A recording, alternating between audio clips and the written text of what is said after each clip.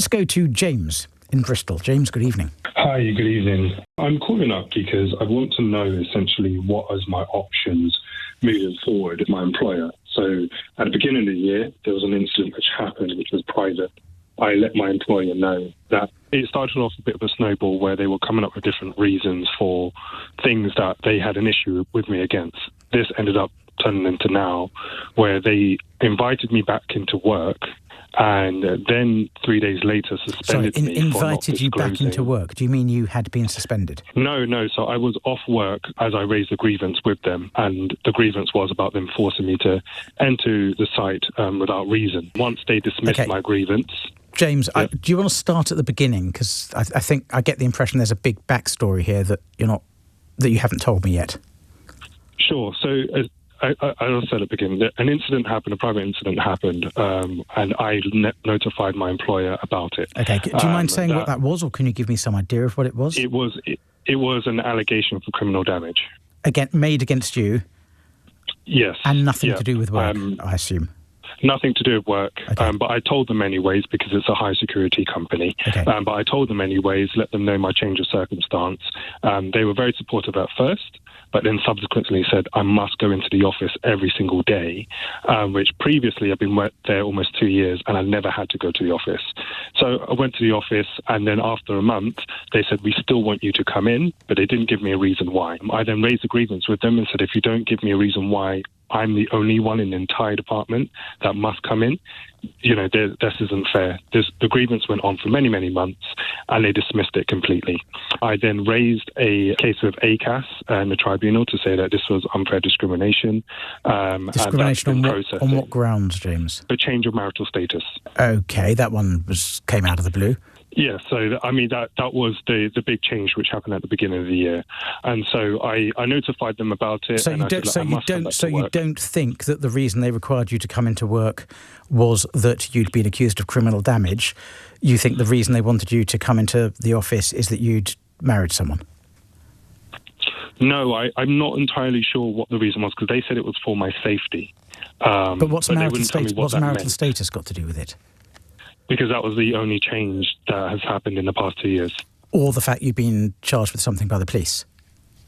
I hadn't been charged. Or arrested? I hadn't been charged, yeah. So they didn't mention any of that. They didn't say it had anything to do with the police. Okay, but did they say it was because of your marital status? Quite strange.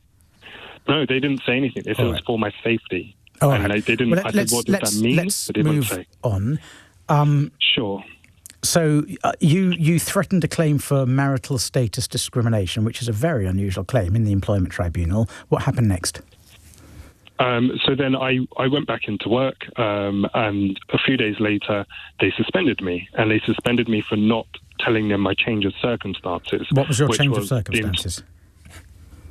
My living. So I was no longer living in my house. I was living elsewhere.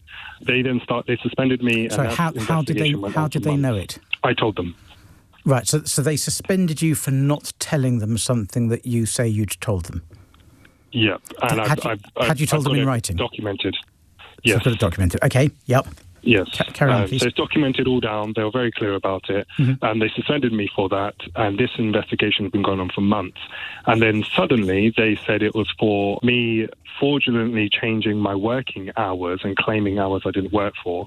I proved to them factually that I did actually work those hours with evidence, photographs, text messages, everything. And now they're saying that actually they're going to suspend me because I'm breaching my contract by reducing my security clearance, which they reduced. And so my confusion here is, what can I do about this? Because this sounds like a classic case of victimization to me. And victimization is where your employer dismisses you or targets you, as they're doing, because you've brought a claim of discrimination under the Equality Act. Now, I'm still a bit bemused about what this has to do with marital discrimination, but let's park this. You brought the claim, and suddenly you were suspended, and they started making allegations about you which were easily disprovable and plainly wrong.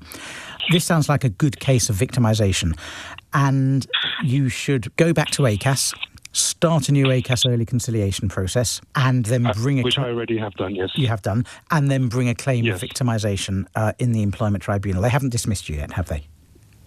No, so I got an email from the Employment Tribunal yesterday, and they said that the hearing date is set for next year. Sorry, is this for the original marital discrimination claim or a new claim of victimisation?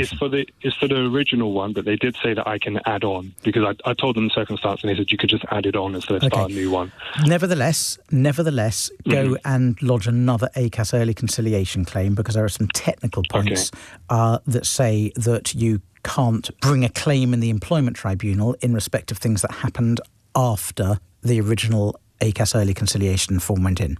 So put in another ACAS early conciliation form and then amend your claim afterwards. Make sure you bring that amendment within 3 months of this all happening. So as soon as possible, because otherwise you have time limit problems. Yes. Okay. Is there anything I can do to bring that hearing date closer? No. Simple answer. No. Okay. The delay in employment tribunals is horrendous, and it's an absolute scandal.